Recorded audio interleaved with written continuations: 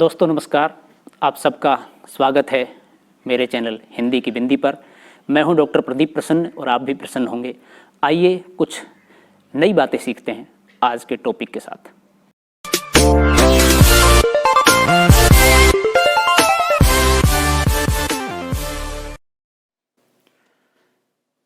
विद्यार्थियों, आज की वीडियो हम बना रहे हैं जीवनी से संबंधित महत्वपूर्ण प्रश्नों के उत्तर।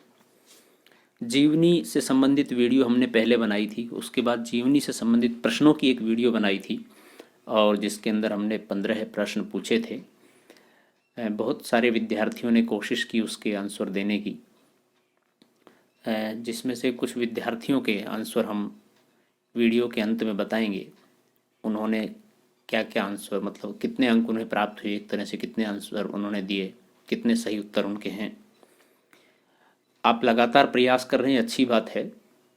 कुछ विद्यार्थी किसी कारणवश जुड़ नहीं पा रहे हैं, वीडियो देख नहीं पा रहे हैं, उत्तर दे नहीं पा रहे हैं। कोई बात नहीं, आप बाद में भी उत्तर दे सकते हैं जब आपको समय मिले, या नेक्स्ट कभी टेक्स्ट हो तो उनमें आप जुड़ सकते हैं। हाँ, इन टेस्टों से फ़ायदा ये है कि आपका व्यक्तिगत रूप से कॉन्फिडेंस बढ़ेगा। आपको ये विश्वास होगा कि हाँ, मैं इन प्रश्नों को हल कर सकता हूँ और आपके लिए आसान भी होगा। आगे जब आप मुख्य परीक्षा देंगे उसकी एक तरह से पूर्व तैयारी आपकी यहाँ पर हो रही है। तो अब हम आपको ये जो 15 प्रश्न पूछे थे जीवनी संबंधित, उन सभी के उत्तर बता रहे हैं। आप इन सबको गंभीरता से देख लीजिए और यदि आप उत्तर दे भी नहीं पाए तो आपके मन में उत्तर होंगे, आप जानते होंगे, तो आप उससे मिलान भी कर सकते हैं एक तरह से। पहला प्रश्न था जीवनी की परिभाषा लिखिए। इसका उत्तर है किसी व्यक्ति विशेष के जीवन वृत्तांत को जीवनी कहते हैं। जीवनी का अंग्रेजी पर्याय बायोग्राफी है। हिंदी में इसे जीवन चरित्र कहते हैं। इसमें किसी महत्वपूर्ण व्यक्ति के जीवन के अंतर्बाह्य स्वरूप का घटनाओं के आधार पर कलात्मक चित्रण रहता है। इससे उसके गुण दोषमय व्यक्तित्व की अभिव्यक्ति होती है। ये जीवनी की परिभाषा। जरूरी नहीं जीवनी की परिभाषा जब आप लिखें तो यही सारे शब्द हों, अर्थात रट करके ऐसे ही उतार दें। सिर्फ इसको समझ लीजिए, महत्वपूर्ण दृष्टि ये है। और फिर अपने शब्दों में कुछ परिवर्तित करके आप लिखेंगे तो निश्चित रूप से वो एक मूल और अच्छी परिभाषा होगी, जिसे कि परीक्षक जान पाएगा कि ये आपने लिखी है, न कि कहीं से आपने दोहराई है। प्रश्न नंबर 2, जीवनी की विशेषताएं बताएं।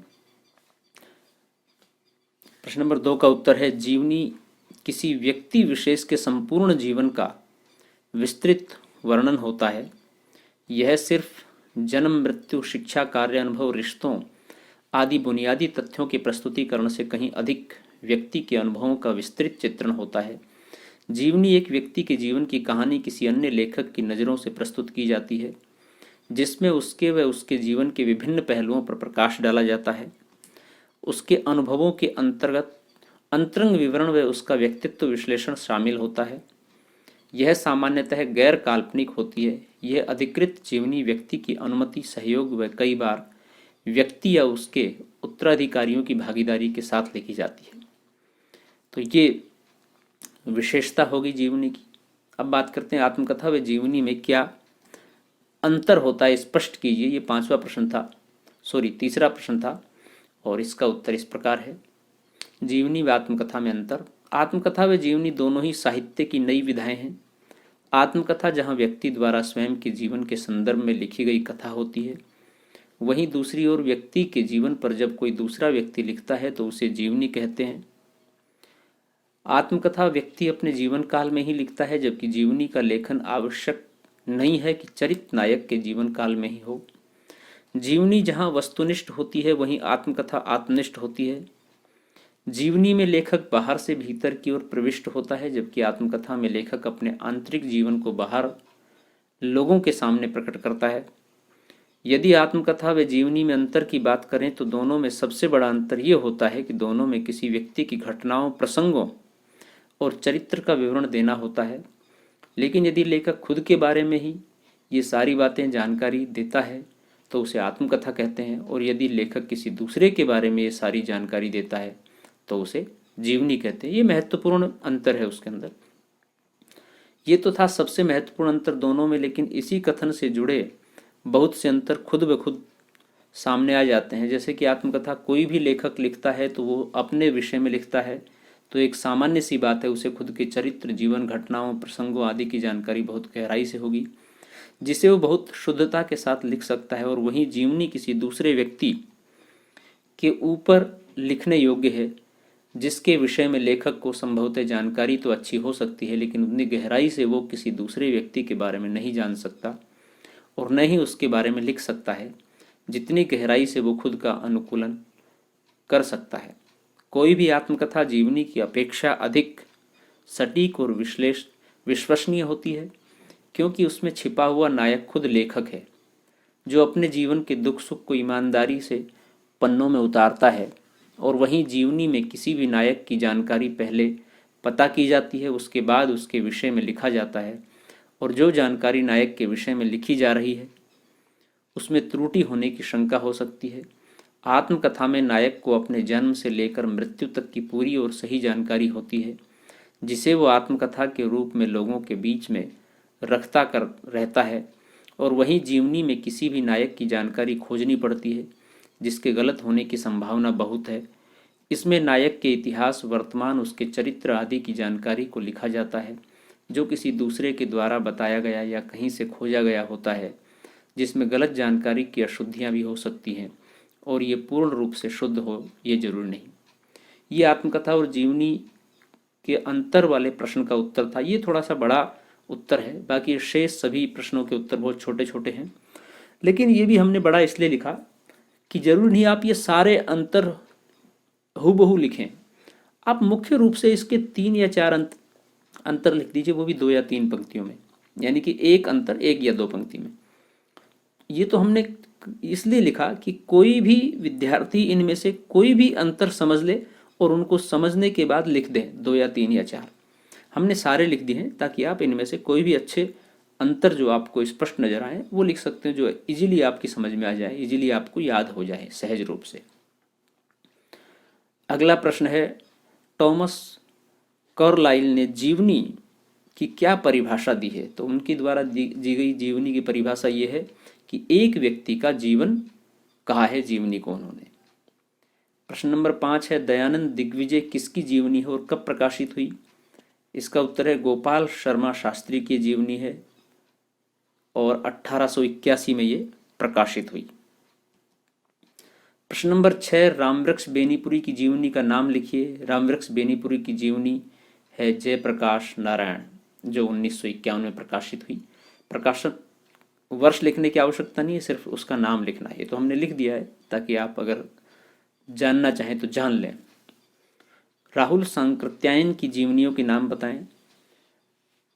राहुल सांकृत्यायन की जीवनियां निम्न हैं: स्टालिन, कार्ल मार्क्स, लेनिन और माओ त्से-तुंग, जो कि अलग अलग वर्षों में प्रकाशित हुई है, उसके प्रकाशन वर्ष भी लिख दिए हैं। आप ये ध्यान रखें कि आपसे जब प्रश्न पूछा गया है सिर्फ जीवनी का नाम लिखना है तो जीवनी का ही नाम लिखिए, प्रकाशन वर्ष भले ही न लिखें। प्रश्न नंबर 8वां है, जैनेन्द्र की जीवनी का नाम और प्रकाशन वर्ष बताएं। इसमें प्रकाशन वर्ष पूछा है तो प्रकाशन वर्ष जरूर बताएं। जैनेन्द्र की जीवनी का प्रकाशन वर्ष 1968 है और अकाल पुरुष गांधी ये जीवनी का नाम है। प्रश्न नंबर 9 है, अमृत राय द्वारा लिखी जीवनी का नाम बताएं। अमृत राय ने 1962 में कलम का सिपाही जीवनी लिखी थी। आप जानते होंगे कलम का सिपाही जीवनी हिंदी साहित्य के श्रेष्ठ कथाकारों में से एक प्रेमचंद के ऊपर लिखी गई जीवनी है और अमृत राय उनके पुत्र हैं, उन्होंने लिखी। प्रश्न नंबर 10 है, निराला की साहित्य साधना जीवनी किसने लिखी और किसके ऊपर लिखी गई है? ये रामविलास शर्मा ने लिखी, 1969 में लिखी। और निराला की साहित्य साधना सूर्यकांत त्रिपाठी निराला के जीवन के ऊपर लिखी गई जीवनी है। प्रश्न नंबर 11 है, सुलोचना रांगे राघव द्वारा लिखी जीवनी के नाम लिखिए। सुलोचना रांगे राघव की पत्नी रही हैं। 1997 में रांगे राघव एक अंतरंग परिचय नामक जीवनी उन्होंने लिखी।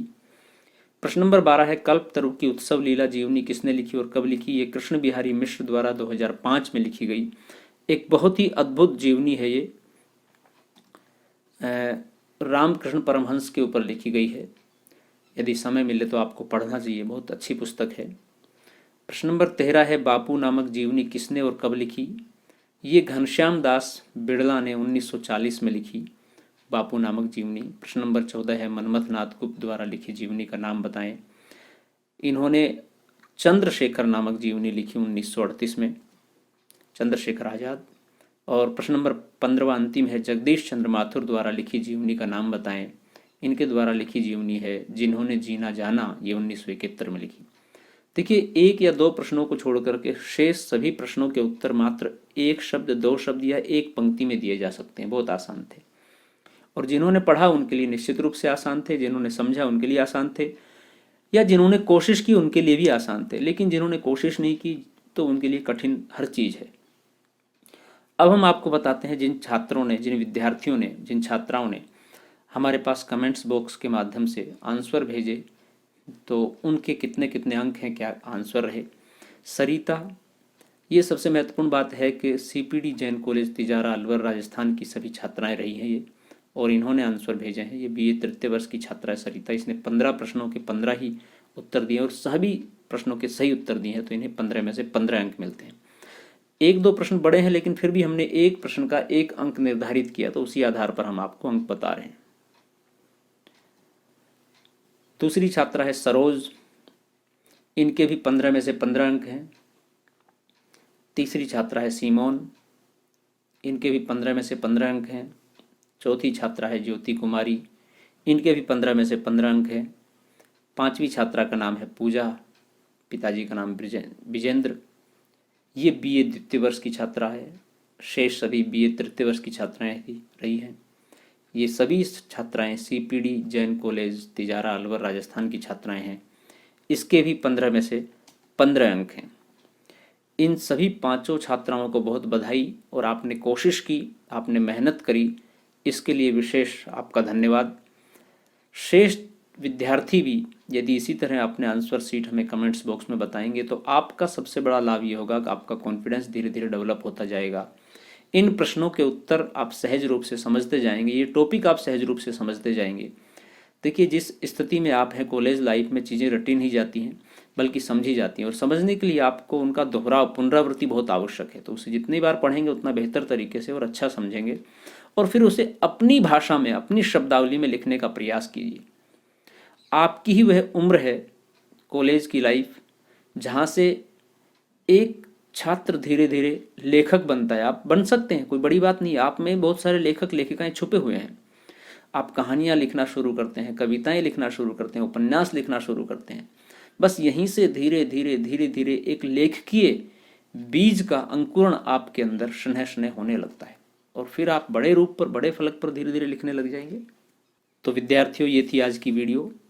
आपने उत्तर सब देख लिए, समझ लिए। वीडियो आपने पूरी देखी होगी, समझी होगी, इसके लिए धन्यवाद।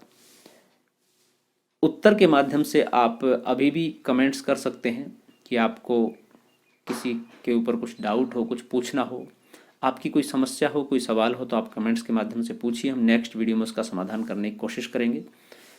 और यदि आपके कोई दूसरे सहपाठी हैं जो हिंदी साहित्य, हिंदी भाषा का अध्ययन कर रहे हो, तो उनके साथ ये वीडियो साझा कर सकते हैं आप, ताकि उनको भी लाभ मिल सके। और एक सबसे महत्वपूर्ण बात, चैनल बहुत सारे विद्यार्थियों ने अभी सब्सक्राइब नहीं किया है, तो आप चैनल सब्सक्राइब कर लीजिए, ताकि वीडियो आसानी से आप सब तक पहुंच जाए। हम बहुत सारे विद्यार्थियों को व्यक्तिगत रूप से वीडियो भेजते हैं, ये अच्छी बात है, लेकिन कई बार किसी कारण से आपके पास वीडियो नहीं पहुंच पा रही है, या दूसरा कोई प्रॉब्लम आ रही है, हम नहीं भेज पा रहे हैं, तो आप सब्सक्राइब किया हुआ है चैनल, तो आपके पास तुरंत नोटिफिकेशन आएगा। आप अपने कार्य की वीडियो उसमें देख लीजिए, अपने सिलेबस की वीडियो उसमें देख लीजिए। आपके मतलब की वीडियो है तो उसे देखिए, अच्छे से समझिए, पढ़िए। आपके मतलब की नहीं छोड़ दीजिए। हालांकि हिंदी साहित्य को पढ़ना, किसी भी टॉपिक को पढ़ना आपके सिलेबस से बाहर हो ही नहीं सकता।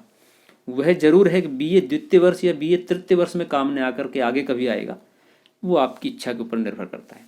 तो विद्यार्थियों, आज के लिए इतना ही बस। नमस्कार, नेक्स्ट वीडियो में फिर मिलते हैं। तब तक के लिए शुक्रिया। आप अपना ख्याल रखिए, परिवार और देश का ख्याल रखिए, सुरक्षित रखिए।